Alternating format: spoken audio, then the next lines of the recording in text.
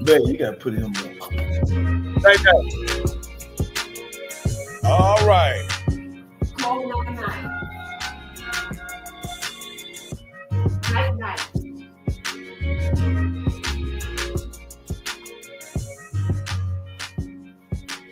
All right, we got another good one, Coach. We got another HBCU coach on here. Oh yeah, Coach, I gotta get that lighting good, man. Get on the, when you get old, baby. We know you're a model, Coach. Go on, get your light right, Coach. Hey, when you're old, baby, you need a little light, baby, a little light. All right, I'd like to welcome everyone to HBCU Coaches Corner. I am Rocky Miller, the co-host, along with our featured host, none other than Johnny Cole. My main man, my partner in crime, Mr. Campbell, is not able to make it right now due to circumstances beyond his control. But I believe he's going to be with us on our second show tonight with Reggie Barlow. So just hold on tight, and we're going to shut this stream down, and then we're going to come back on, and we will have Coach Barlow on with us.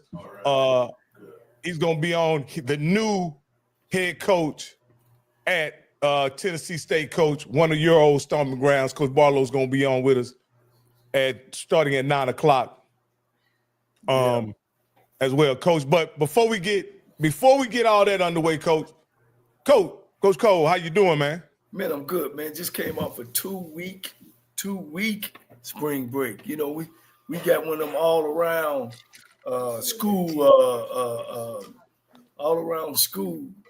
schedule, you know, and you get 2 weeks in the fall, 2 weeks in the winter, and then you got 2 weeks in the spring. And so, man, it was a great 2 weeks. I got a chance to go up to Vegas and do Vegas, and then got a chance to go to Portland and see my son. And, that was big, and see my brother. And then I just took a me trip, a household trip, vacation out in Rosarito, Mexico.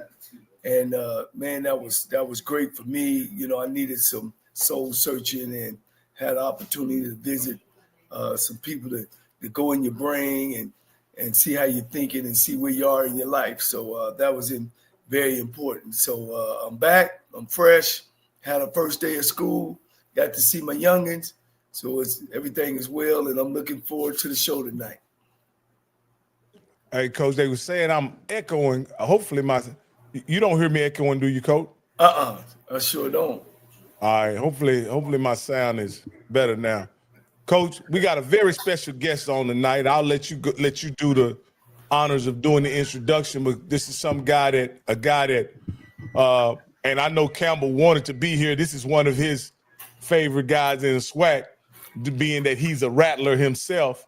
A guy that he really, when Willie Simmons stepped down, he was one that told us that Colzie was the guy. Coach Colzie was the guy for the job. And so I know he really wished he could be here. He was looking forward to having dialogue with Coach Colzie. But again, due to circumstances beyond his control, he's not going to be able to make it. But with no further ado, Coach, who we got coming up next? Man, look, hey, this guy, I'll take 74. He took over from a national championship team, a lot of pressure coming in, even though he was on the staff. If you don't know, take 74, you don't know nothing about football. And being at one of the Blueberry programs in the country, the only HBCU school to ever won a national championship in one way, not a black national championship, but championship, but also been on a black national championship team. And what can you say about Florida A&M football? It's one of the upper echelons, not just in black college football, but in one-way football. Coach Colzie, head football coach.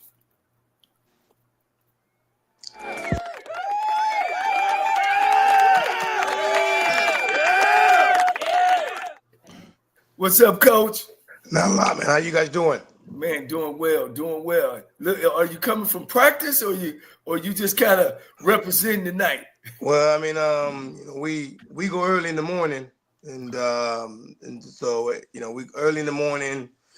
Then we staff at 2, and then we allow our guys to come watch film afterwards. So, You know, even though you go early in the morning, you still seem to be getting home at night at 8:30, 9 o'clock at night. But yeah, I do. I just got home and getting ready to go. You know, lay it down in a little bit and then get back going because we'll staff tomorrow morning. So we practice Tuesday, Thursday, Friday morning. And and then we come in on Mondays and Wednesdays. We come in at 9:30. So just trying to get ourselves going. And we just had practice 5 today. So we're almost right in the middle. Yeah. Well, Coach, playing at Florida State, being an outstanding player and playing in an outstanding program, and being a part of Willie Simmons' national championship, which you played a role in, and you took over the job. And sometimes, Coach, this people don't understand. It's tough going back to back. You know what I mean? It's even tough getting there. Right. But 7-4, man, I take that, Coach. I take that all day long. I could name you 5 schools that take 7-4, and you probably played against them. Well, and they ain't hit 7-4 in 20 or 30 or 40 years. So I want to make sure our audience understand that you put some work in. Well, I appreciate that. Obviously, you're coming off a national championship, and you want to try to win another one, right? Everybody wants to go that route, but I think we did. We had some things that happened to us, throughout the transition for myself and trying to keep that team the way we needed it to be. But I'm also a big fan of no excuses, right? I mean, I thought we had the pieces to have the opportunity to run it back. But I think at the end of the day, right, excited to lead one of the best programs in the country. Excited to get ourselves back going, for this upcoming season because I'm excited about what we have, and obviously excited about my new staff, and just excited to be a part of the number 1 HBCU in the country. Hey, Coach, it's often said that a player's growth, whether it's at the college or at the pro level, happens between their first and their second year. Is coaching kind of that same way? I know you had been a head coach before, but at this level, do you think that there's significant growth you individually can make as a coach between your first and your second year here at FAMU? Well, absolutely. I mean, I think a lot of my growth has happened during the first year. Not necessarily in between, but just during the first year, right? I mean, my first 2 years, right? I was knee deep into what we were doing defensively, right? Helping with game plan and helping with our special teams, and and it was a daily grind with my individual players that I met with, all the time. Where, as my first year as a head coach, you got things that you didn't normally do, right? You got Monday morning you got the SWAC meeting. Tuesday morning you're with the alumni. Wednesday you're meeting with the 220 club. Thursday you got your meetings with production, right? So I had to take a step back with a lot of the game planning that we normally did, and had to learn to be the head coach at Florida A&M. Learn the time frame. Learn where maybe I could get myself involved in what we're doing offensively, defensively, and special teams wise. So it gave me the opportunity to step back about how I wanted things to look, for this upcoming year. But there was a lot of things, again, obviously, as the head coach, that you had to do weekly compared to what I had to do the first 2 years as the defensive back coach and the assistant head coach. So as the defensive back guy, myself and Coach Morgan, we always had time in 22 and 23 to sit down and talk about routes, right? Well, last year I was trying to talk to alumni and raise funds and things like that. So there was just some different things, and I understood why Coach Simmons in 22 and 23 was not maybe around, right? Because he was doing things that he needed to do as the head football coach of Florida A&M. Well, and I'm gonna let Coach Cole jump back in here. One of the cool things I saw, Coach, was on August 24th, 2024. We made the trip to Atlanta to watch you guys play what I thought was a pretty stout Norfolk State team. And as when right before you guys took the field for warmups, you were able to briefly meet with us, and you met with us briefly. But I saw you on the field working with the DBs directly, kind of DBs, linebackers, with doing passing drills. I thought that was really, really cool to see a head coach out there doing drills with the players.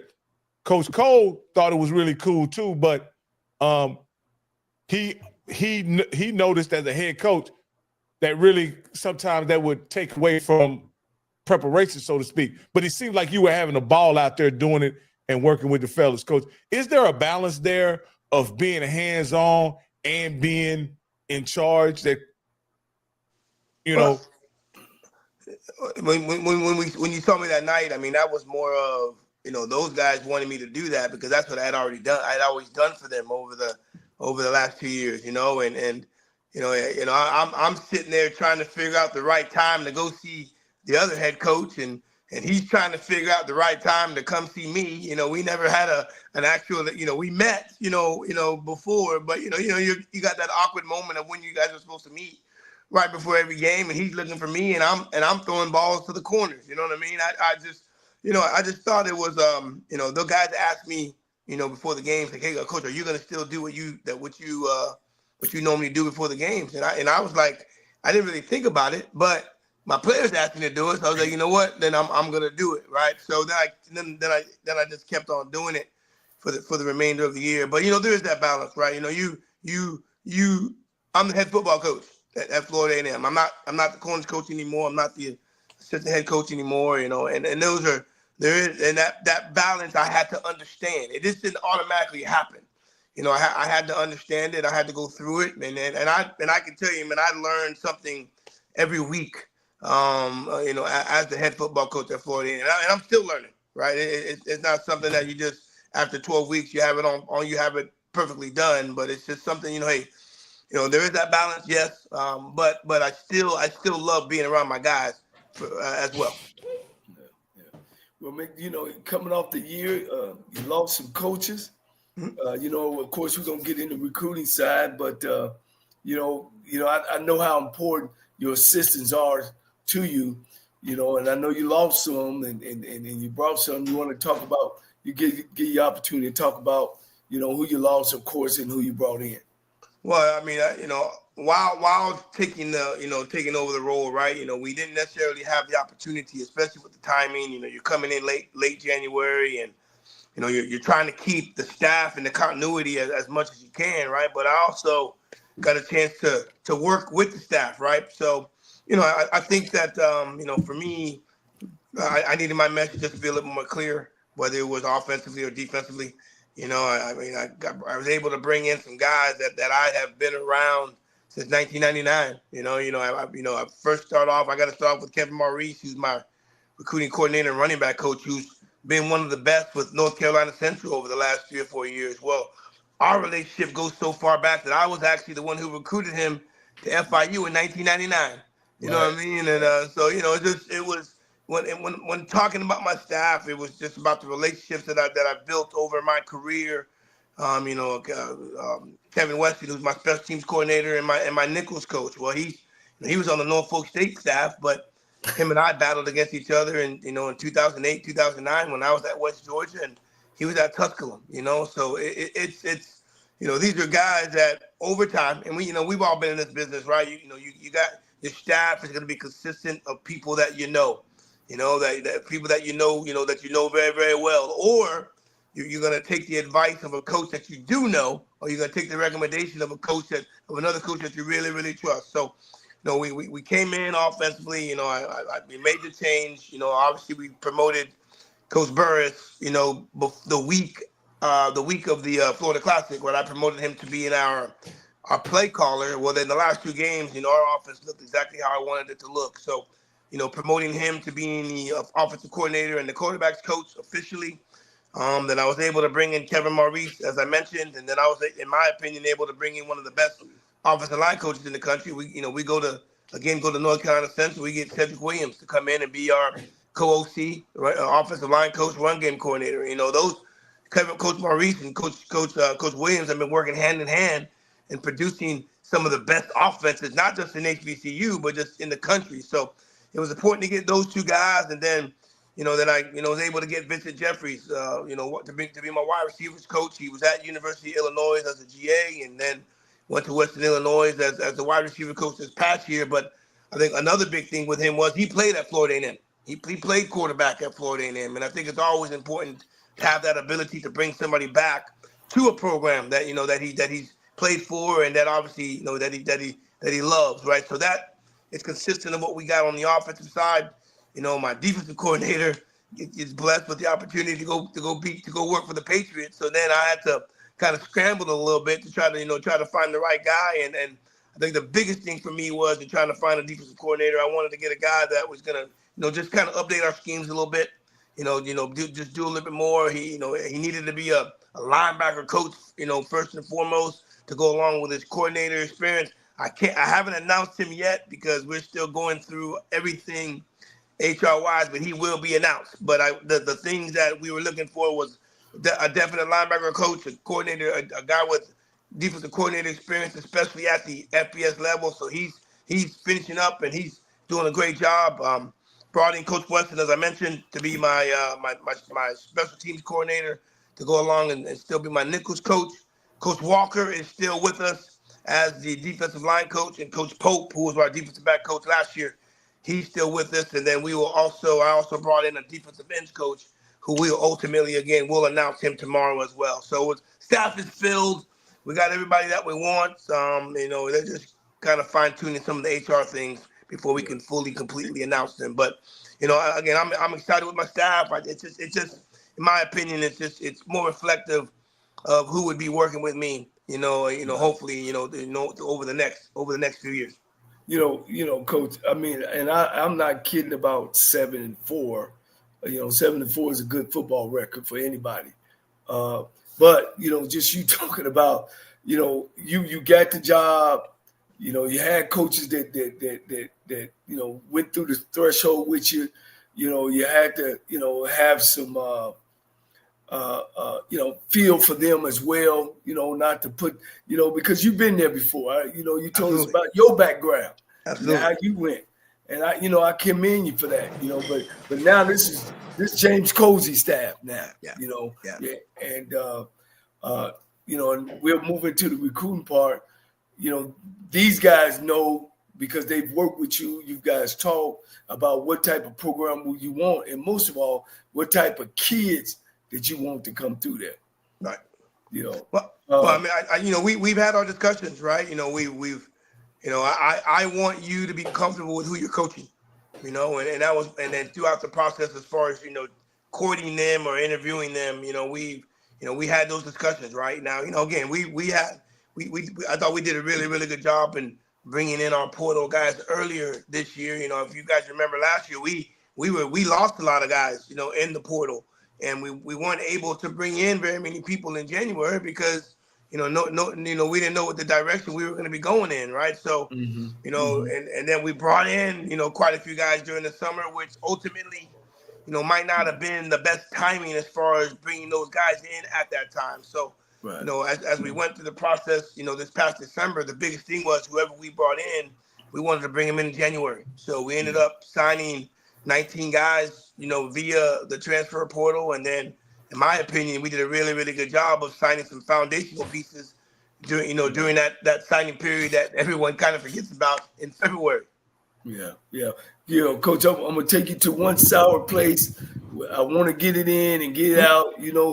Florida A&M don't lose to Mississippi Valley State. No doubt. Absolutely. And late in that season, did you have a lot of injuries after y'all had lost and felt like, oh man, we not gonna be able to represent? You failed one game. Did that carry over to another game? Was it injuries? Tell us kind of go through that a little bit. Coach, I've been there before. I remember I had lost to Tuskegee, and I knew after that game, I said, damn, we don't lost the national championship game, and we end up finishing number 2 because of that loss. But kind of take us through that little bit, because your audience want to know. Well, I think I might have said it that day during the press conference. When when we go through our job descriptions as far as our main responsibilities for every coach, and I'm the first page, and when it says James Colzie's responsibilities, right, and the very first thing that's on that sheet in regards to the responsibility for James Colzie is be responsible for all losses. That's my first thing.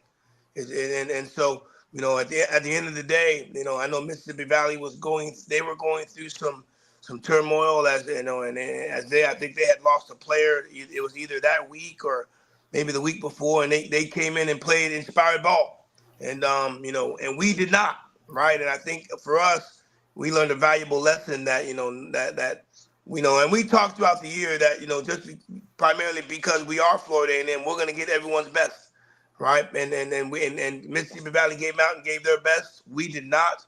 We let them hang around a little bit, and then at the end of the day, they made plays at the end to win the game. We're a team that close game. We would be behind or whatever the case may be, and the majority of the time we would make the plays at the end of the game to win. But we lost the turnover battle that game. We lost the penalty battle that game. And ultimately lost the game. So, there's no, at the end of the day, we lost. I'm responsible for it. Didn't get them ready to play. But what also happened that day is I learned a valuable lesson again, right?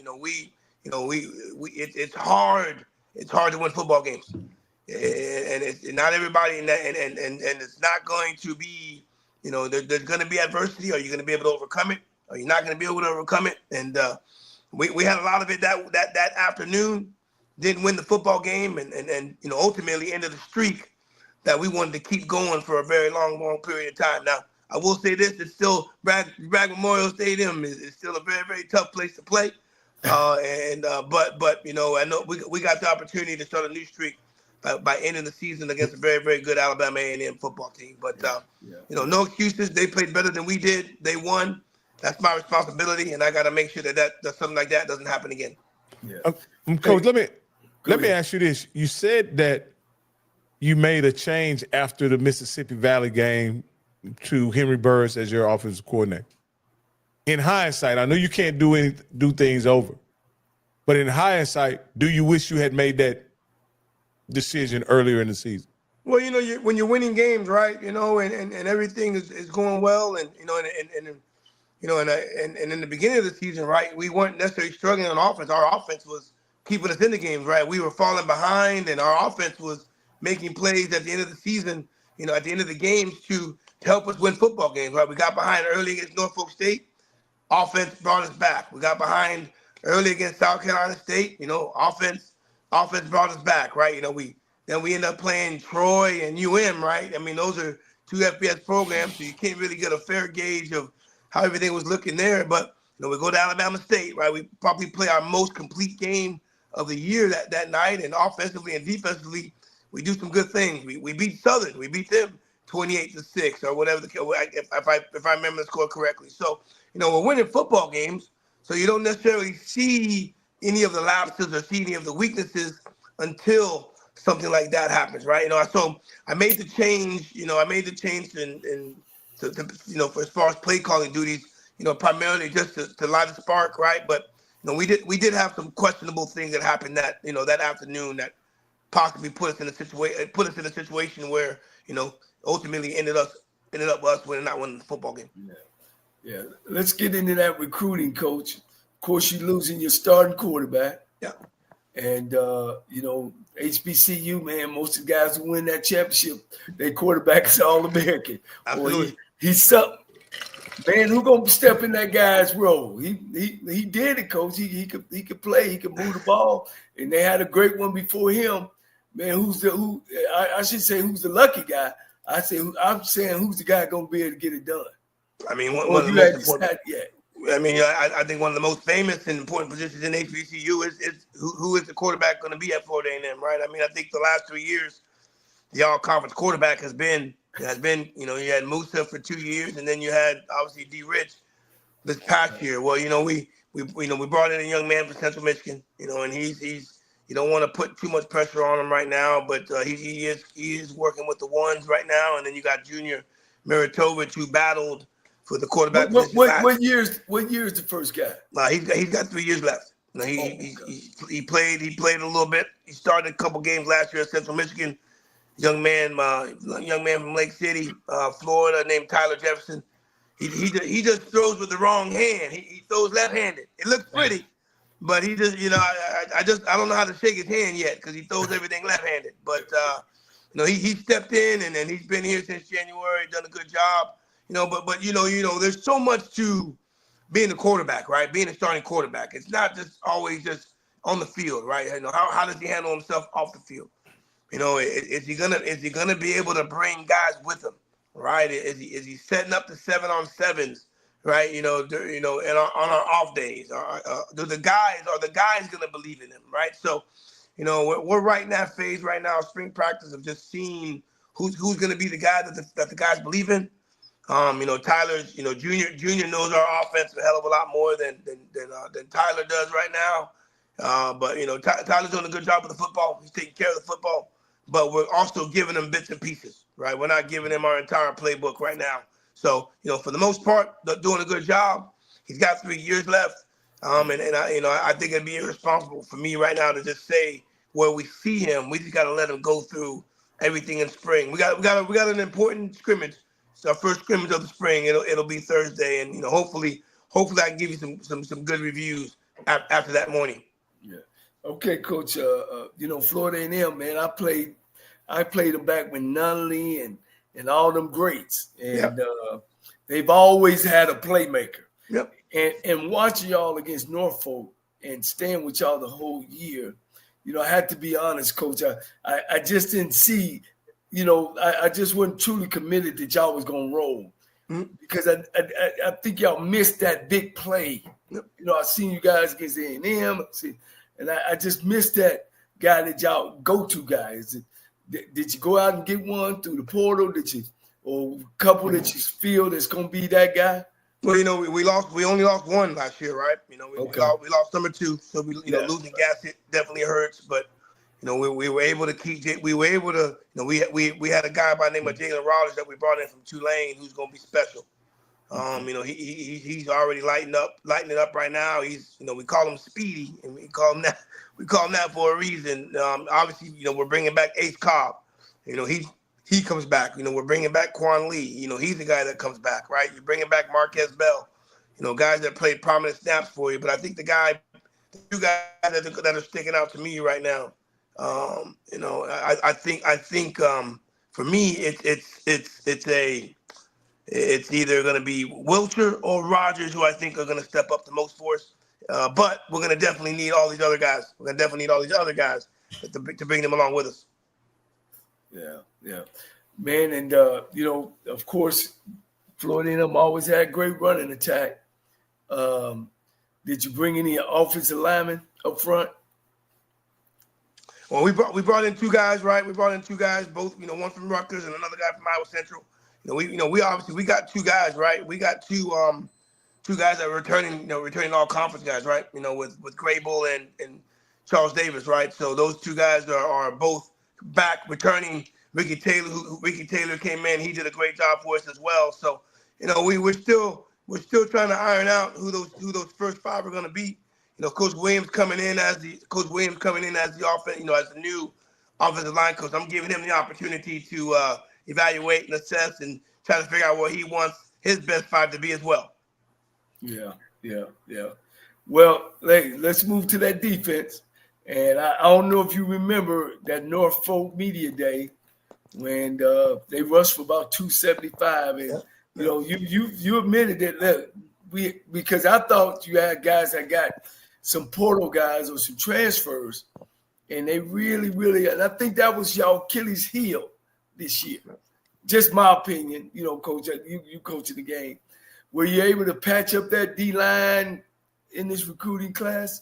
Absolutely, man. That was believe it or not, that was the main focal point. And we had to make sure we ironed that out, right? So, we were able to go get D lineman from Virginia. And he's going to be really, really special for us. We were able to sign my man from Kennesaw State, Jahan Myers. So it was we bringing the guys back that we have, right? We didn't lose anybody, but bringing the guys back that we have, that was important. But the guys that we did sign, Jahan Myers, the Elijah Alexanders, big fella, my big man from Virginia. So we that was for us, right? I want us to be able to run the football, but we also got to be able to stop the run. That's how good we'll be. We'll meet our maximum potential by being able to do that, right? So, but I think we finished. I think we finished 7th in the SWAC, if I'm not mistaken, as far as in rushing defense. And Yeah, that's not the standard here at FAMU. In 22, I think we were like 4th in the country, and then in 23, the year we won a national championship, we were the number 1. I think we were the number 1 or number 2 rushing defense in the country, right? So, we had to definitely shore that up, and we're excited about where we are. We're excited about the new schematics that we're bringing in, especially I thought we might have got a little bit vanilla also on the defensive side of football. So, I'm happy with what we're doing, but I'm also excited that, especially with the new guys we got coming in, being able to evaluate and assess them and put them in the right spots as well. yeah. Again, coming behind that championship, and Coach Simmons known for offense. Do you change? How much are you guys gonna change? Are you gonna completely make a household change offensively? And I don't know what Coach Simmons called his offense, or do you just kind of piece it together and keep the terminology and let the coordinator learn the terminology instead of all the players, or you guys doing a household change? No. I mean, we didn't want to change our terminology, right? I thought it was important because when you look at our football team right now, we got 35 seniors. Right, 35 guys that were, that's a very, very big number as far as, because like last year we sat at 20, where now this year we got 35. So I didn't want to just go all out and just change our terminology offensively or defensively. Special teams, we got some different things that we may call things, but our terminology it's still there. I didn't want to change all of that, especially with Coach Burris knowing the terminology that we've had over the last couple of years. But anyway, I will say this. I think on defense, we are doing some good things and a lot more things than we may have done in the past. And I'm talking about from 22, 23, and 24, where we're adding some things. I'm able to put some things in place that I really want to do, especially with who we have. But I just think that overall, right? I mean, it was important to bring in guys that have had success in the past. Right, have had at previous institutions, and I was able to do that, but also are going to be able to portray my message and really and give my message to their individual position groups. Wow. Well, shit, that's good, Coach. I know it's so where you think you guys are at, and then maybe still early, and of course it's still early. And how many weeks y'all been into the spring practice? Well, we had the our schedule kind of got altered because remember I don't know if you guys remember, we had that week where we had snow, so we lost about 3 or 4 days of lifts. So I thought it was going to be extremely important. I didn't want to lose those days of lifts, so I actually pushed when we would start spring practice. So we started spring practice on a Friday right before spring break. So we had practice. That was our first one, and then we had our spring break, and then last week. Last week we had 3, right? That was practice 4, and then we had practice 5 this morning. So we'll have practice 6 on Thursday, practice 7 on Friday. Believe it or not, our spring game being on being April 12th, we'll actually have 1 or 2 more practices after that. So our spring game is actually practice 12 for us practice 13 in our books. Then I'll have practice 14 that Monday and practice 15 that Wednesday after our spring game. Yeah. So you really this year, what's your overall feeling about your recruiting? Because you did have this time an opportunity to start early and start in December, the first recruiting up to now. I'm excited about who we got. I'm excited about who we have, right? That we kept, right? We didn't have very much portal action from our players, after the season, minus the guys obviously that graduated. So, I'm happy with the 19 to 20 guys that we did bring in. Portal opens back up, April 16th, which is again right after our spring game. So, I think there are some pieces that I think we definitely need to add. You know, that's what the portal's for, right? Being able to go through a semester, assess who you have, and then go once that portal opens up, you know, see where you may find, right? Because they're going to be in there. There's guys in the portal right now, right? Still, you know, looking for schools and things like that. So I just think that for us, you know, it's we got to assess the guys that we have, obviously guys that are still with us. And then make the proper decision to see what positions we may need to add from the portal. Coach, in your championship season, you guys had a guy that played linebacker for you guys, but I believe his name was Isaiah Major. Yes, sir. Tremendous player. Yes, Tremendous sir. player. One of my favorites since I've been watching the SWAC the last 5 years. It didn't seem to me that you guys were able to find the same level of play on the field at that position. Do you have guys in the fold that could possibly replicate some of what Isaiah Major was able to do on the field for you guys a couple of years ago? When you mentioned him, you're mentioning an All-American. You're mentioning a guy who I think I wonder if I remember correctly, he was the SWAC player, defensive player of the year. Absolutely. You know, and he was a special guy. You know, and not very many people can even duplicate that, right? That type of year. But for what we're doing on defense, we got to be athletic.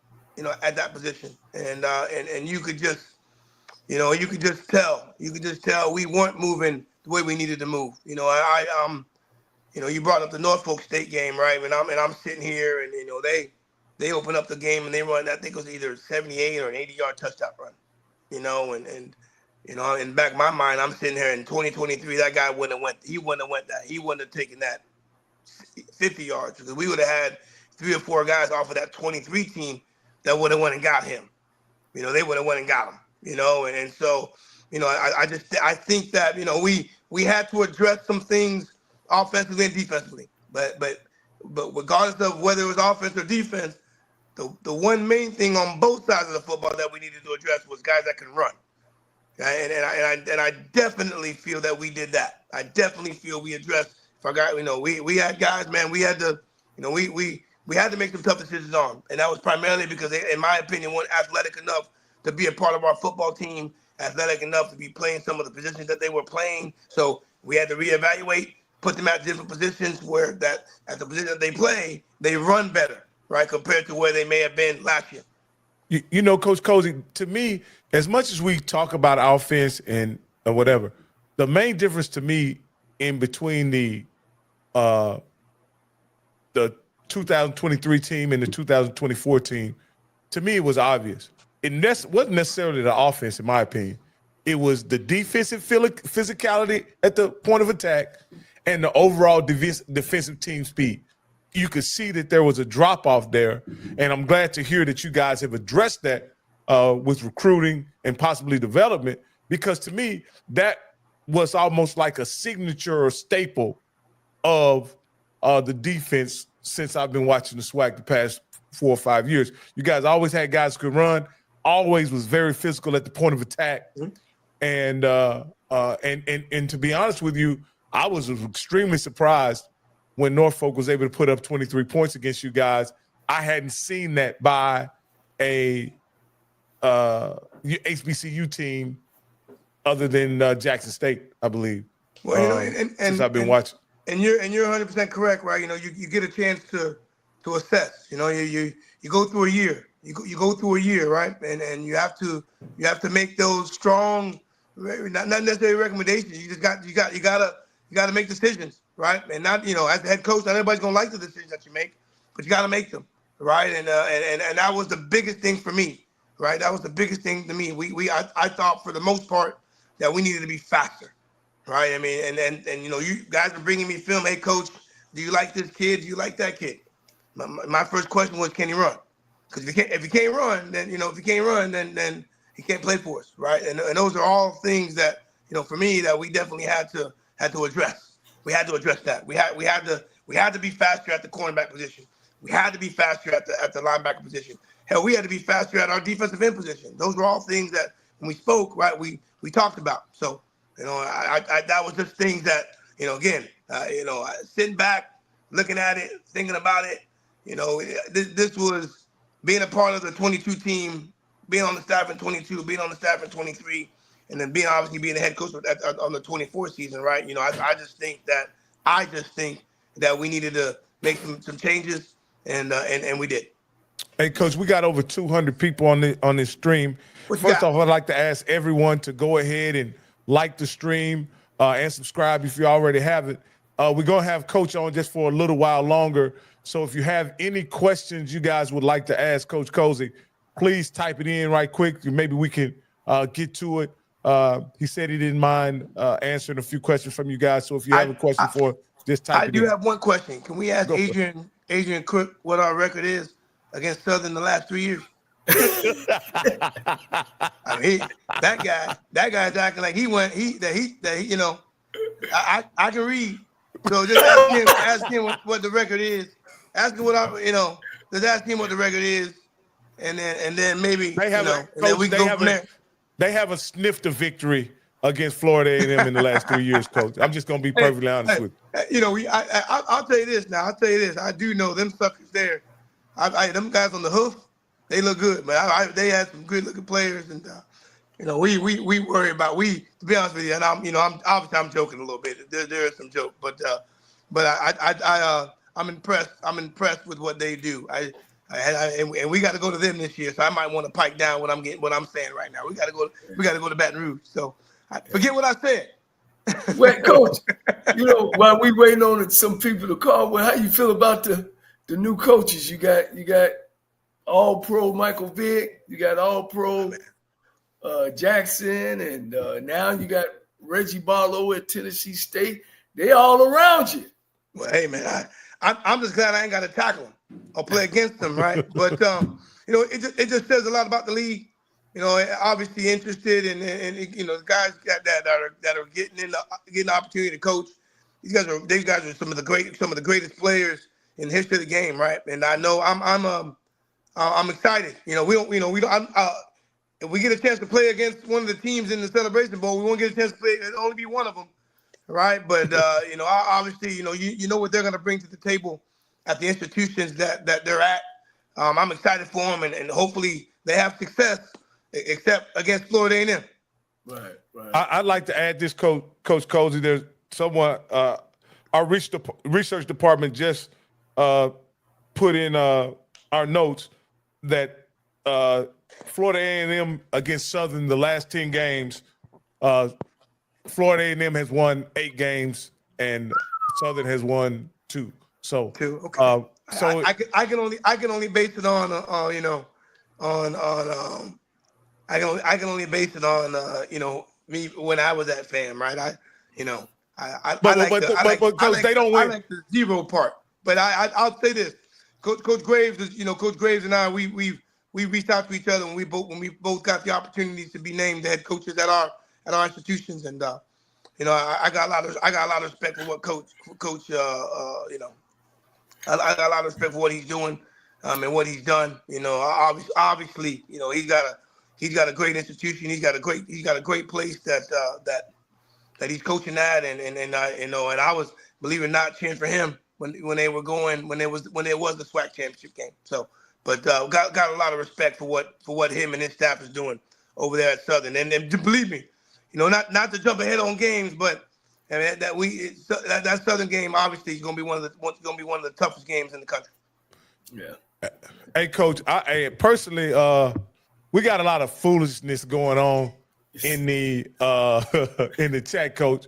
But there were a couple questions earlier, and this is something that I don't care about it or whatever.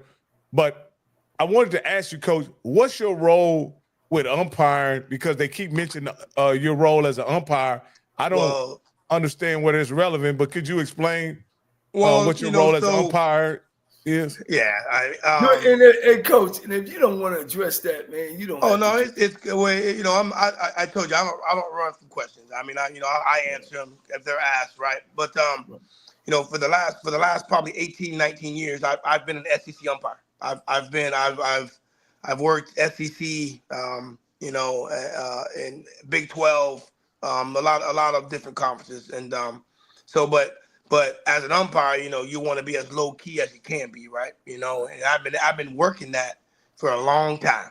Before I came to Florida A&M, before I was a head coach in Canada, before I was the defensive back coach at West Georgia, and my father is actually in the Hall of Fame, in the FHSAA Hall of Fame as an official, right? So, it's been something I've done for quite some time. Hell, like I said, I probably since 2006 or 7, I've been doing it. So, but it's something I've done for a long time. But my main deal, right? My job 1, job 2, and job 3 is being the head football coach at Florida A&M. And so it was asked about over the weekend, and so that's just probably where maybe that comes from. But at the end of the day, my main goal, keeping the main thing is being the head football coach at the best university, at the best HBCU/best university in the country. Will that be something you continue to do, or are you suspended as head coach, or put it on the back burner until you get ready to retire? It's definitely on the back burner. You know what I mean? Obviously, the main thing is the main thing, right? Yeah. So, but yeah, it's something that people that know me well or have been around me for a very, very long period of time, coaches, family. You don't just pop up and become an SEC umpire over the weekend. Absolutely. And SEC, Big 12. I've worked regionals and super regionals, throughout my time. But I've also been a football coach since 1999. Yeah. And the main thing is being the head football coach at Florida A&M. So, that's where it's at. That's where it's at. And but again, been blessed to be successful at both facets in my life. But I'm Coach, I want to say something right quick, Coach, because being an SEC level official is a very prestigious position. You don't get to there without hard work, determination, knowing the game, knowing the rules, and it's an achievement, Coach. And I think it should be looked at as an achievement. Whether you choose to do it going forward, that's your own individual decision, and that's something that you and your institution has to work out. Personally, it's none of my business, but I want to commend you, Coach, because I do know there are not many black SEC baseball officials, and I want to commend you on that achievement on becoming a Division I official, because I know how rare that truly is, especially in the sport of baseball. Yeah, I appreciate that. I appreciate that. Coach, I want to piggyback off that because I referee now. And now that I see the money, refereeing is a career, and I'm talking to the audience. To get that far in the SEC, to be umpire, my daughter's boyfriend right now or fiance right now is in Florida, and he's moving into, possibly the majors. And now that I'm refereeing, I've refereed with some guys that refereed in the SEC, in the Pac-10, in the Pac-12. And I want to let the audience know they get paid. They get paid, and it's a career. And it's rare. Just everybody can't do that. Everybody can't go that far. It's almost like making Major League Baseball. It's almost like making the NFL. And when you start getting up there, man, you must be a bad boy. You've been doing it for a long time. You Dion point 2.75. You can win a national championship, then fly you over there and umpire the goddamn SEC championship. Well, but I need to reiterate though the importance of making sure that I'm taking care of Florida A&M football. That is the biggest thing. That is the biggest thing that I do. But ultimately at the end of the day, right? Great achievement. Been doing it for a long time. Been successful doing it for a long time. But also I've been a successful coach for a long time as well. And then the main thing is being the head football coach at Florida. Coach, I didn't know what they mean. Rocky, did you understand? I didn't know what they were talking about. That is the biggest thing that I do on a daily basis. That's the biggest thing on a daily basis. Coach, let me ask you this here, Coach. Well, I'm gonna tell you this here, Coach. You win that Celebration Bowl, you can call whatever the heck you want to call. I want to be honest with you, Coach. That's what this really is all about. If you win, you can do what you want to do.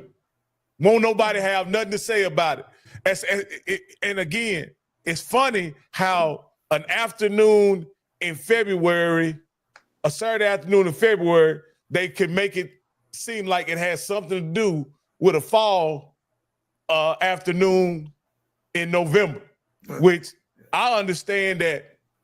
Anyway, Coach, one probably has nothing to do with each other. We good. But, No.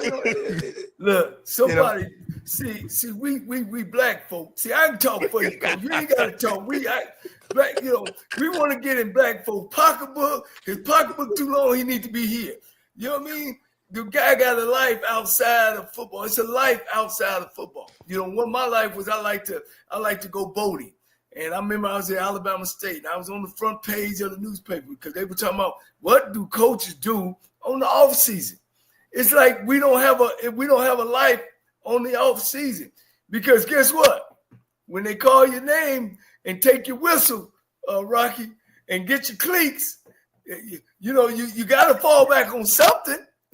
You know what I'm saying? So, but Coach, I know that hearing about you, talking to some people about what kind of man you are, what kind of guy you are, man, I know for a fact that stays on your mind 24/7. Hell, you probably behind the damn mound, and here come a fastball. You say, damn it, we got to call such and such. Make sure we get that recruit. So I know what it is, Coach. Yeah. And you can multitask. So I commend you for that, man. And hopefully the 4 them Rattlers get behind you, because I don't think they understand. You took over a championship program. You know what I'm saying?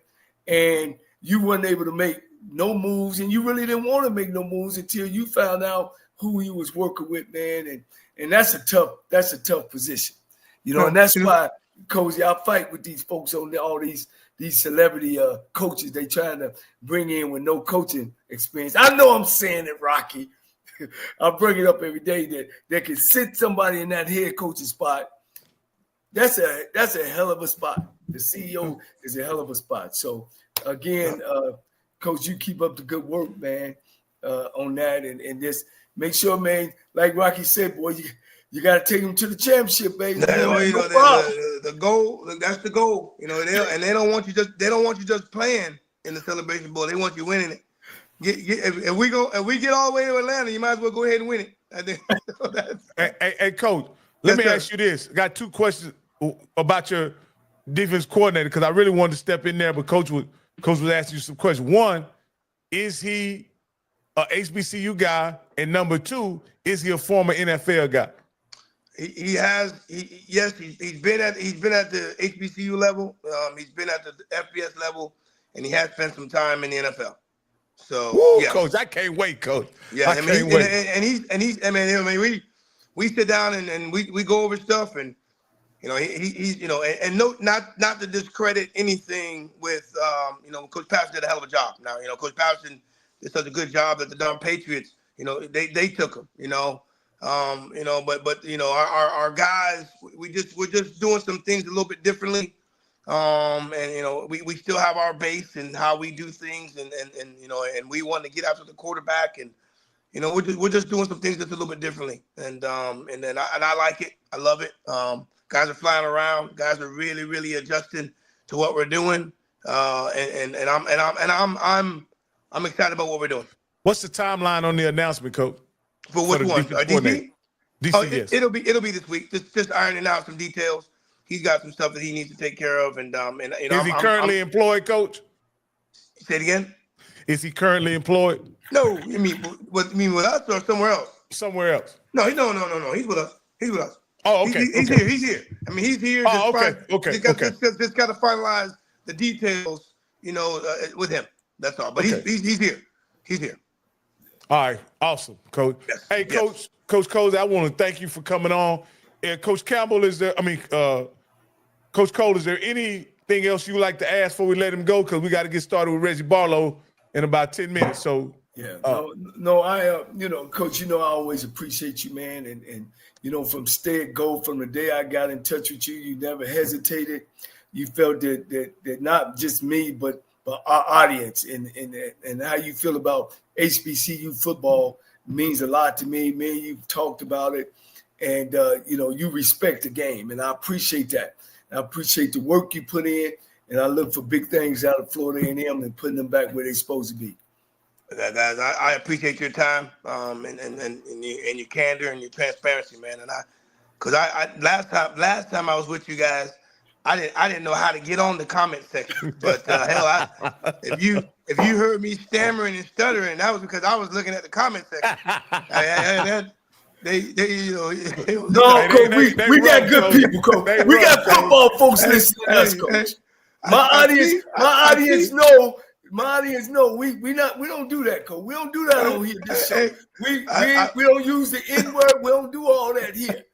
We talk football. I know this. I appreciate you guys. I see the passion with the fans and across the country. Now, obviously, this is not just FAMU. This is everybody. Almost every single team. That's being recognized and things of that nature. But looking forward to doing this again. Looking forward to doing this again. And I appreciate you guys, and I appreciate everybody in the comments. And hopefully, everybody has a great season this upcoming year. Thank you, Coach. Let me take it down. Man, that was a really cool interview with Florida A&M head football coach James Colzie. We appreciate him coming on right in the middle of spring football. I didn't realize that that all these guys are right in the middle of spring football now, and so he mentioned a few things. He has a defensive coordinator and an edge coach that they're going to announce later on this week. He also mentioned that their spring game is on April the 12th. And so that's cool. Coach, I just wanted to ask you this here, Coach. Is it often that you have practices after the spring game? Yeah, that's not normal. It ain't abnormal, but it's not normal that somebody who after you play the spring game, you continue to practice, unless something happened as of you had to, let's just say you had a real rainy season, in May, Florida, they have a lot of rainy seasons. So sometimes you don't take those days, but you got that spring game marked. And let's say you got, because you get 15 days, let's say you got 3 more days, then you'll say, okay, after the spring game, we'll come back and do some of those 3 days. But that's not a normal way of how the spring works. Hey guys, I'm gonna put this link to the Reggie Barlow broadcast there. We're about to end this one, and in about 2 minutes, we'll crank it up, and Coach Barlow's gonna be on with us. I want to thank everybody. Is he in the green room? Not yet, Coach. We have to shut this down and open it back up. So yeah, and I want to just say one thing too. And that's why the show is good, Rocky, that we didn't know nothing about this baseball thing. You know what I'm saying? And hopefully it puts some of the Florida A&M fans at ease, about what Coach is doing, on his free time. You know what I mean? That's his free time. So hopefully that the Florida A&M fans understand that, there's life after football and in between football. You know what I mean? So hopefully that helps out, some of the calls. Hey, look who showed up right before we about to end this. Hey, Mr. Campbell, we're about to end it. But if I'll give you a minute since this is your school, your coach, hey man, and everything. Listen, all I'm gonna say is, Coach did a great. Hey, family first, FAMU family. You know what I mean? But I'm gonna say this. Coach didn't say, hey man, listen, Deion Fishers. You got coaches that coach their little league teams. That's right. You got folks that have gone out. Hey, Eddie Robinson say he ride that bike for 50 miles. You know what I mean? That's so right. The one thing I think that's important is that it is a great article. Coach talked about this. This is a hobby for him. He enjoys it. But again, the main thing is the main thing. You ain't gonna see him coaching out there in Oklahoma at the College World Series or anything like that. He is focused on making FAMU a champion. That's all that I care about, man. So I'm glad Coach got to address that because, again, man, social media is social media. You know what I mean? Yeah, So Coach addressed that. Yeah, and let me say that's a big thing, man. That umpiring coach, that's big. Yeah. You know, it ain't time consuming because you gotta have some downtime. You know what I'm saying, Coach? Like you said, some coaches coach a little league team, ride bikes, ride boats, play golf. All that. It's basically the same thing, but he just making money at it. Yeah, and that's the thing about it. And again, it's a love. You know what I mean? It's something that he loves to do. I respect that. It sounds like it's a family tradition. Yeah, and that's the other thing I want to say. His father was an official that's in the Officials Hall of Fame, and I'm sure it's a way for him to stay connected to his father. And so I commend him for that. But it looks like there's no doubt about it. Coach Colzie understands what's expected of him, and he understands that Florida A&M win the championship is his top priority. He knows that, and there was never any question about that. 100%. Hey, we finna shut this down, man.